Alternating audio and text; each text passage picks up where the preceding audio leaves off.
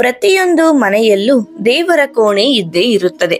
ಈ ಸ್ಥಳದಲ್ಲೇ ಅವರು ಪ್ರತಿದಿನವೂ ದೇವರಿಗೆ ಪೂಜೆ, ಪುನಸ್ಕಾರ, ಇನ್ನಿತರ ಧಾರ್ಮಿಕ ಆಚರಣೆಗಳನ್ನು ಮಾಡುತ್ತಾರೆ.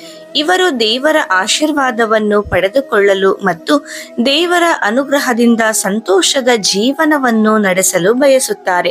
ಈ ಕಾರಣಕ್ಕಾಗಿ ಅವರು ವಿವಿಧ ರೀತಿಯಾದ ಪೂಜೆ, ಪುನಸ್ಕಾರಗಳನ್ನು, ದೇವರಿಗೆ ಪ್ರಿಯವಾದ ಕೆಲಸಗಳನ್ನು ಮಾಡುತ್ತಲೇ ಇರುತ್ತಾರೆ. ನಾವು ಅದೆಷ್ಟೋ ಬಾರಿ ದೇವರನ್ನು ಪೂಜಿಸುವಾಗ ನಮಗೆ ದೇವರು ಒಲಿದಿದ್ದಾನೆಯೇ ಅಥವಾ ಇಲ್ಲವೇ ಎನ್ನುವ ಪ್ರಶ್ನೆ ಮೂಡುತ್ತದೆ. ದೇವರು ನಮ್ಮ ಪೂಜೆ ಪುನಸ್ಕಾರಗಳಿಂದ ಸಂತುಷ್ಟನಾಗಿದ್ದರೆ, ನಮ್ಮ ಭಕ್ತಿಗೆ ಮೆಚ್ಚಿದ್ದರೆ ಕೆಲವೊಂದು ಸೂಚನೆಗಳನ್ನು ನಮಗೆ ನೀಡುತ್ತಾನೆ. ಇಂತಹ ಘಟನೆಗಳು ನಮ್ಮ ಜೀವನದಲ್ಲಿ ನಡೆಯುತ್ತಿದ್ದರೆ ದೇವರು ನಮಗೆ ಒಲಿದಿದ್ದಾನೆ ಎಂಬುದಾಗಿದೆ ಹಾಗೂ ದೇವರು ನಮಗೆ ಅವನ ಆಶೀರ್ವಾದವನ್ನು ನೀಡಿದ್ದಾನೆ ಎಂಬುದಾಗಿದೆ.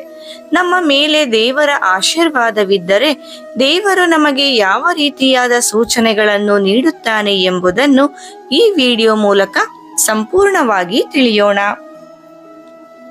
ಮೊದಲನೆಯದಾಗಿ, ಮನೆಯಿಂದ ಹೊರಗೆ ಹೋಗುವಾಗ ಈ ವಸ್ತುಗಳನ್ನು ನೋಡುವುದು. ಕೆಲವೊಂದು ನಂಬಿಕೆಗಳ ಪ್ರಕಾರ ನೀವು ಯಾವುದಾದರೂ ಪ್ರಮುಖ ಕೆಲಸದ ನಿಮಿತ್ತ ಎಲ್ಲೋ ಹೊರಗಡೆ ಹೋಗುತ್ತಿದ್ದರೆ ಅಥವಾ ಮನೆಯಿಂದ ಹೊರಗಡೆ ಬಂದಾಗ ನಿಮಗೆ ನೀಲಕಂಠ ಪಕ್ಷಿ ಕಾಣಿಸಿಕೊಂಡರೆ ಅದು ನಿಮ್ಮ ಮೇಲೆ ದೇವರ ಆಶೀರ್ವಾದವಿದೆ ಎಂಬುದರ ಸೂಚನೆಯಾಗಿದೆ. ನಿಮ್ಮ ಮನೆಯ ಮೇಲೂ ದೇವರು ಒಲಿದಿದ್ದಾನೆ ಎಂಬುದನ್ನು ಇದು ಸಂಕೇತಿಸುತ್ತದೆ. ನೀಲಕಂಠ ಪಕ್ಷಿಯನ್ನಲ್ಲದೆ ನೀವು ರಸ್ತೆಯಲ್ಲಿ ಹೋಗುವಾಗ ಬೀದಿ ಗುಡಿಸುವವರನ್ನು ಅಥವಾ ಇನ್ಯಾವುದೋ ಸ್ವಚ್ಛತೆ ಕಾರ್ಯವನ್ನು ಮಾಡುತ್ತಿರುವ ಕಾರ್ಮಿಕರನ್ನು ನೋಡಿದರೆ ಅದರರ್ಥ ದೇವರು ನಿಮ್ಮ ಮೇಲೆ ಸಂತುಷ್ಟನಾಗಿದ್ದಾನೆ ಎಂಬುದಾಗಿದೆ.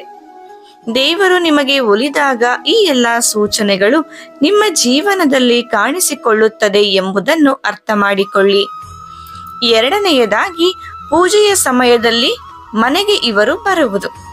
ಧಾರ್ಮಿಕ ನಂಬಿಕೆಗಳ ಪ್ರಕಾರ ನೀವು ಪ್ರಾರ್ಥನೆ ಮಾಡಲು ಕುಳಿತಿರುವಾಗ ಅಥವಾ ದೇವರನ್ನು ಪೂಜಿಸುತ್ತಿರುವ ಸಮಯದಲ್ಲಿ ಇದ್ದಕ್ಕಿದ್ದಂತೆ ಯಾರಾದರೂ ಭಿಕ್ಷೆ ಕೇಳಿಕೊಂಡು ನಿಮ್ಮ ಮನೆ ಬಾಗಿಲಿಗೆ ಬಂದರೆ ಅಥವಾ ಹಸು ಅಥವಾ ನಾಯಿ ನಿಮ್ಮ ಮನೆ ಬಾಗಿಲಿಗೆ ಬಂದರೆ ಇದರರ್ಥ ದೇವರು ನಿಮ್ಮ ಪ್ರಾರ್ಥನೆಯಿಂದ ಸಂತುಷ್ಟನಾಗಿದ್ದಾನೆ ಮತ್ತು ಆತನ ಆಶೀರ್ವಾದಗಳು ನಿಮ್ಮೊಂದಿಗಿವೆ ಎಂಬುದನ್ನು ಅರ್ಥ ಮಾಡಿಕೊಳ್ಳಿ.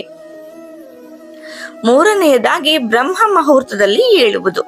ಶಾಸ್ತ್ರಗಳ ಪ್ರಕಾರ ಬ್ರಹ್ಮ ಮುಹೂರ್ತವು ಬಹಳ ಶುಭ ಮತ್ತು ಪ್ರಯೋಜನಕಾರಿ ಸಮಯವೆಂದು ಪರಿಗಣಿಸಲಾಗಿದೆ.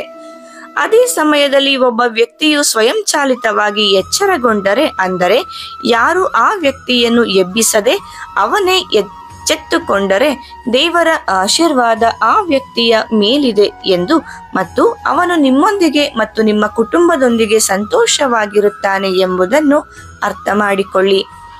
ಇದರೊಂದಿಗೆ ನಿಮ್ಮ ದೀರ್ಘಕಾಲದಿಂದ ಬಾಕಿ ಉಳಿದಿರುವ ಕೆಲಸವು ಶೀಘ್ರದಲ್ಲೇ ಪೂರ್ಣಗೊಳ್ಳಲಿದೆ ಎಂಬುದನ್ನು ಕೂಡ ಇದು ಸೂಚಿಸುತ್ತದೆ. ನಾಲ್ಕನೆಯದಾಗಿ, ಕನಸಿನಲ್ಲಿ ಈ ವಸ್ತುಗಳು ಕಾಣಿಸಿಕೊಳ್ಳುವುದು. ನಿಮ್ಮ ಕನಸಿನಲ್ಲಿ ಎತ್ತರದ ಪರ್ವತಗಳು, ದೇವಾಲಯಗಳು ಅಥವಾ ಯಾವುದೇ ದೇವರ ವಿಗ್ರಹಗಳು ಕಾಣಿಸಿಕೊಂಡರೆ ಅದನ್ನು ದೇವರ ಆಶೀರ್ವಾದದ ಸಂಕೇತವೆಂದು ಪರಿಗಣಿಸಲಾಗುತ್ತದೆ. ಇದನ್ನೆಲ್ಲ ನೋಡುವುದರಿಂದ ದೇವರ ಆಶೀರ್ವಾದ ನಿಮ್ಮ ಮನೆಯ ಮೇಲಿದೆ ಎಂದು ಸೂಚಿಸುತ್ತದೆ. ದೇವರ ಆಶೀರ್ವಾದ ನಿಮ್ಮ ಮೇಲಿದ್ದರೆ ಅಥವಾ ದೇವರು ನಿಮ್ಮ ಭಕ್ತಿಯಿಂದ, ನಿಮ್ಮ ಪೂಜೆಯಿಂದ ನಿಮಗೆ ಒಲಿದಿದ್ದರೆ ಈ ಎಲ್ಲ ಸೂಚನೆಗಳನ್ನು ಅವನು ನಿಮಗೆ ನೀಡುತ್ತಾನೆ. ನಿಮ್ಮ ದಿನನಿತ್ಯದ ಜೀವನದಲ್ಲಿ ಈ ಸೂಚನೆಗಳು ಕಾಣಿಸಿಕೊಂಡರೆ ದೇವರು ನಿಮ್ಮಿಂದ ಸಂತುಷ್ಟನಾಗಿದ್ದಾನೆ ಎಂಬುದಾಗಿದೆ. ಇದೇ ರೀತಿ ಉಪಯುಕ್ತ ಮಾಹಿತಿಗಾಗಿ ನಮ್ಮ ಚಾನೆಲ್ ಅನ್ನು ಸಬ್ಸ್ಕ್ರೈಬ್ ಮಾಡಿ. ಮತ್ತೆ ಭೇಟಿಯಾಗೋಣ. ಧನ್ಯವಾದಗಳು.